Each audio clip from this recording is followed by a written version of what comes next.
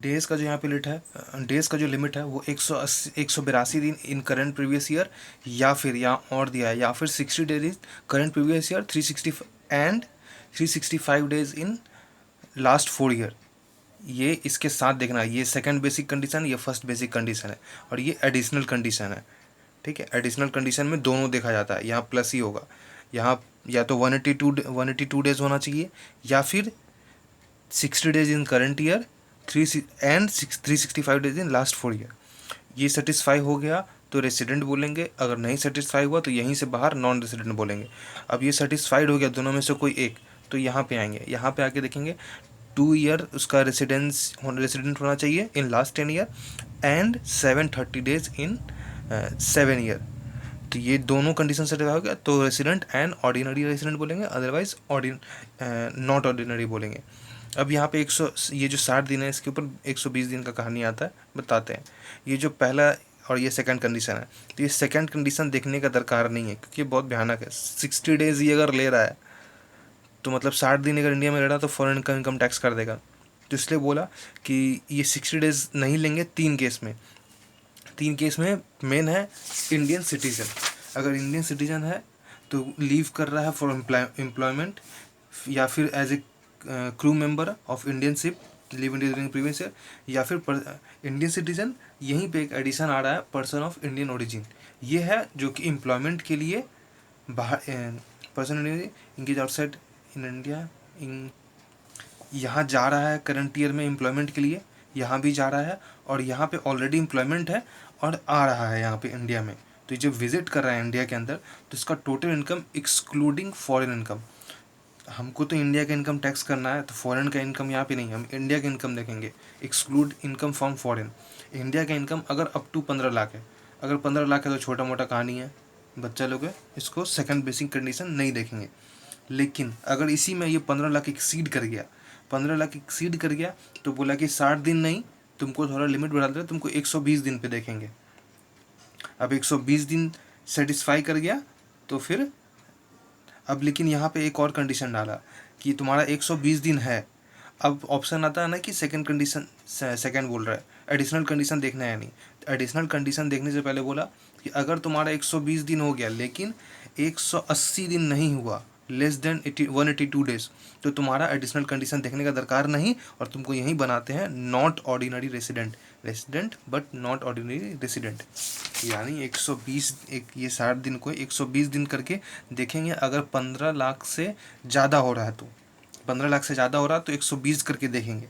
लेकिन उसके साथ ही ये कंडीशन 120 दिन, अब यहाँ पे सेकंड जाने से पहले देखेंगे कि ये 182 डेज सेटिस्फाई हो रहा है नहीं। अगर 182 डेज सेटिस्फाई नहीं हो रहा तो तुमको यहाँ जाने का दरकार ही नहीं है, तुम यहीं पे डिसाइड कर दो। लेकिन अगर ये 182 डेज क्रॉस कर गया तो फिर यहाँ भी आओ। यहाँ पहले बोलता है डेट ऑफ लिविंग, ये सब इंक्लूसिव होगा, लेकिन आगे जाके बताएगा कि ये जो शिप का केस है, stay of Indian citizen member of crew, तो यहाँ पे साइनिंग डेट जो है वो एक्सक्लूड करेंगे। जो कंटिन्यू डिस्चार्ज सर्टिफिकेट होता है साइनिंग डेट होगा, दोनों को एक्सक्लूड करेंगे डेट है। यहाँ पे सेम चीज़ अभी बता दी explain. Person of Indian origin means जो पर्सन उसका पेरेंट ये सब रेसिडेंट होना चाहिए। यहाँ 15 लाख से ज़्यादा है तो सेकंड बेसिक कंडीशन अप्लाई होगा, लेकिन 120 दिन करके। फिर first basic condition not satisfied and only second basic condition satisfied, direct R but N R, ये सेकंड बेसिक कंडीशन विथ 120 दिन वाला, 120 दिन वाला। तो उसके बारे में यहाँ पे बोला। अब यहाँ पे एक कॉन्सेप्ट है डीम रेसिडेंट। डीम रेसिडेंट सिर्फ इंडियन सिटीजन के लिए आएगा। यहाँ जैसे इंडियन सिटीजन था, ओरिजिन था एक सिंगल, इसमें यहाँ दोनों में जा रहा था आदमी, इसमें आ रहा था, यहाँ आने का था। अब यहाँ पे ये आने जाने का बात नहीं कर रहा, यहाँ बता रहा सिर्फ एक इंडियन सिटीजन है अगर, और उसका फॉरेन इनकम मतलब sorry Indian income other than foreign income 15 lakh से ज़्यादा कर रहा है। यहाँ भी 15 लाख से ज़्यादा था, लेकिन यहाँ ऐसे ही बता रहा, ये सेक्शन को पूरा छोड़ के अगर वो एक्सीड करा तो उसको प्रीवियस ईयर में डिम्ड मानेंगे if he is not liable to pay tax in any other country. अगर वो इंडियन सिटीज़न है, आ रहा है या जा रहा है, उससे कोई मतलब नहीं है, स्टे से भी मतलब नहीं है। यहाँ पे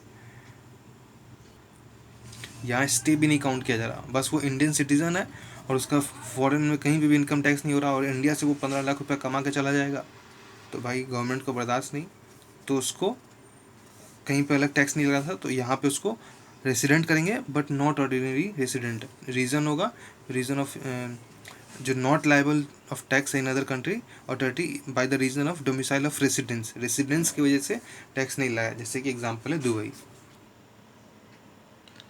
ये अगर डीम्ड रेसिडेंट हो चुका है, डीम रेसिडेंट वाला कॉन्सेप्ट इस पर नहीं लगेगा अगर वो रेसिडेंट है। और दूसरा लाइबल टू टैक्स जो यहाँ पे बोल रहे थे, इसका मतलब ये है कि वो अगर दूसरे कंट्री में लाइबल टू टैक्स होने के बाद एग्जम्पशन मिल गया उसी कंट्री में उस लॉ के हिसाब से, तो भी उसको लाइबल टू टैक्स मानेंगे। अब यहाँ पे जो इनकम फ्रॉम फॉरेन सोर्स हर जगह बोल रहे थे, उसको छोड़ करके बाकी 15 लाख देखना है। तो इनकम फ्रॉम फॉरेन सोर्स किसको बोलते हैं? जो जो इन अक्रू और राइज हो रहा है आउटसाइड इंडिया, लेकिन यहाँ पे एक्सेप्ट डाल दिया कि अगर कोई इनकम बाहर है लेकिन business controlled, except income drive from a, income जो आ रहा है वो किसी बिजनेस कंट्रोल इन और a profession setup in India, business का कंट्रोल होना इंडिया से या प्रोफेशन का सेटअप होना इंडिया से अगर हो रहा है, तो उसको इंडियन इनकम मानेंगे, उसको इनकम फ्रॉम फॉरेन सोर्स नहीं मानेंगे। अब यहाँ पे एच आता है और यहाँ पे फॉर्म AOPBOI है। तो यहाँ पे management of control and management देखा जाता है दोनों में। मैनेजमेंट ऑफ कंट्रोल देख के रेसिडेंट नॉन रेसिडेंट बताया, लेकिन एच में करता आता है तो भाई इसको और खोचिए, इसको रेसिडेंट और नॉन रेसिडेंट बताना है, वो एडिशनल कंडीशन देख के। एडिशनल कंडीशन क्या था? 2 out of 10 years, 730 out of 7 year, 730 out of 7 year, 2 out of 10 year. अब यहाँ पे ये इससे वो देख के बता दिए, और AOPBOI ये सब में नॉर्मल ही था। अब residential state of company, Indian company always resident होता है। अदर कंपनी के लिए पोएम चेक करेंगे in that year when resident otherwise non resident, लेकिन इसमें भी कुछ कंडीशन है, जैसे कि ये जो सर्कुलर आया, तो ये तभी अप्लाई होगा जब एक्सीड कर रहा है 50 करोड़ से ज़्यादा टर्नओवर। अगर 50 करोड़ ही है तो चेक नहीं करेंगे, अगर 50 करोड़ है सिर्फ तब तक तो AU ही डिसाइड करेगा पोएम कहाँ है। अगर एक्सीड कर गया तो AOBI टेस्ट देखेंगे, ABOI। तो ये ABOI जैसे नाम में ही है, आउटसाइड इंडिया, ये टेस्ट अगर सेटिस्फाई कर रहा है तो मानेंगे कि पोएम इंडिया के बाहर है। इस नहीं सेटिस्फाई कर रहा उसके बाद भी कंडीशन देखना पड़ेगा कुछ, ऐसे ही नहीं डायरेक्ट नहीं बोल सकते कि इंडिया में है। तो यहाँ जो एक्टिव बिजनेस आउटसाइड इंडिया है, और दूसरा majority board meeting held outside India. If both condition are not satisfied, तो ऐसा नहीं मानेगी कि पोएम इंडिया में। बेसिकली कैसे NR होगा उसका प्रोविज़न है, if any condition not satisfied then POEM is in India, ऐसा नहीं है। यहाँ पे सबसे पहला कंडीशन था मेजॉरिटी ऑफ बोर्ड मीटिंग, तो ठीक है वो समझ में आ गया। अब यहाँ पे 4 कंडीशन ये है, जिसमें से passive income is up to 50% of total income. तो ये जो पैसिव इनकम और टोटल इनकम, यहाँ पे 50% देखना है। इंडिया का कोई कनेक्शन नहीं है, फॉरेन का कोई कनेक्शन नहीं है यहाँ पे इनकम बेसिस पे है। तो इंडिया और प्लस फॉरेन दोनों का पैसिव इनकम जोड़ देंगे, और इंडिया प्लस फॉरेन का टोटल इनकम जोड़ देंगे, उसमें डिफरेंस देखेंगे, जो कि यहाँ बताएं। कहाँ गया भाई? जो कि यहाँ बताया, ये passive income India plus foreign divide by total income India plus foreign. Passive income किसको बोलते हैं? जहाँ पे सेल एंड परचेज दोनों ही AE के साथ हो रहा हो वो, और उसके अलावा रॉयल्टी, डिविडेंड, कैपिटल के इंटरेस्ट, एक्सेप्ट बैंकिंग कंपनी और रेंट वाला, ये आ गया पैसिव इनकम। और ये हर जगह लेस देन होना चाहिए, इंडिया के अंदर लेस देन होना चाहिए। तो total asset situation in India is less than 50%, less than 50% total number of employees are situated in India, या फिर वो रेसिडेंट होगा इंडिया का। और ये जो 50% है, तो payroll expense should incur on such employee is less than 50% of the total payroll expense, यानी इंडियन एम्प्लॉय को भी उससे कम। अब यहाँ पे आगे पैसिव इनकम बता दिए, income from tax, income as per tax law of that country के बारे में बात हो रहा है। डिप्रिसिएशन, वैल्यू ऑफ एसेट क्या लेंगे? एसेट का जो वैल्यू है, अब यहाँ पे जो टोटल एसेट था, ये टोटल एसेट है, current not current, total asset बात हो रहा है। टोटल एसेट में डिप्रिसिएबल एसेट है, उसका ओपनिंग एवरेज होगा opening plus closing WDV, opening WDV plus closing WDV का एवरेज लेंगे। अदर एसेट का बुक वैल्यू लेंगे, फेयर मार्केट वैल्यू नहीं लेना है भाई, दिमाग ठंडा रखना। टोटल एसेट का बात हो रहा है सारा का, इस पर बुक वैल्यू आएगा। WDV लेंगे डिप्रिसिएबल एसेट का। एम्प्लॉय के लिए opening plus closing divide by 2 जो एवरेज है वो लेंगे, अगर ओपनिंग क्लोजिंग दिया है तो।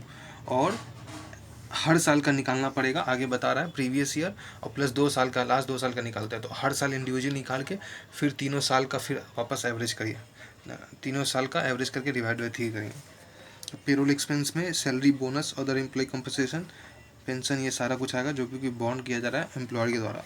अब ये even when AUBI satisfied majority of board meeting बाहर हो रहा, AUBI है मतलब बाहर है, सब कुछ बाहर है, तब भी अगर बोर्ड अपना पावर को एक्सरसाइज नहीं कर रहा है और बोर्ड का पावर कोई होल्डिंग कंपनी या कोई अदर पर्सन एक्सरसाइज कर रहा है जो कि रेसिडेंट है इंडिया में, तो पोएम इंडिया में मान लिया जाएगा।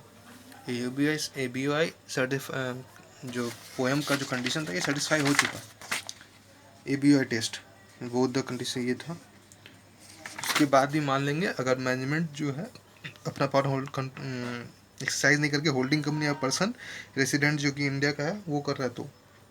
दूसरा, अगर ये सब डिसाइड भी करने तो अब ये जो डिसाइड कैसे होगा पावर एक्सरसाइज करने, तो ये जो नॉर्मल जो पेरोल ये अकाउंटिंग ये सब जो डिसीजन होता है ये एक जगह लेता है, ये बाकी सारा को इसको मतलब मान लेता है। इट्स नॉट दैट बॉडी है।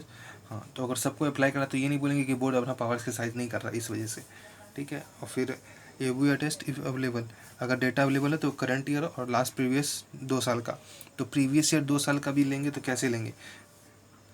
तो अब यहाँ पे बोल रहा है अपना ईयर है 21-22, तो 21-22 के अंदर उसका कैलेंडर ईयर कौन सा खत्म हो जाएगा। अपना 1/4/21 से है तो उसका 2021 का पक्का खत्म होगा कैलेंडर ईयर, तो 2021 ले लेंगे। अब उससे पहले का 2 साल 20 और 19 ये हो गया। इस केस में ABI के टेस्ट ABI का एवरेज लेने के लिए ये अकाउंटिंग के लिए यहाँ पे बात किया। फिर अदर जिसका पोएम आउटसाइड इंडिया वाला कंडीशन नॉट सेटिस्फाइड, तो अब ये कंडीशन चेक करना होगा तब पोएम डिसाइड होगा।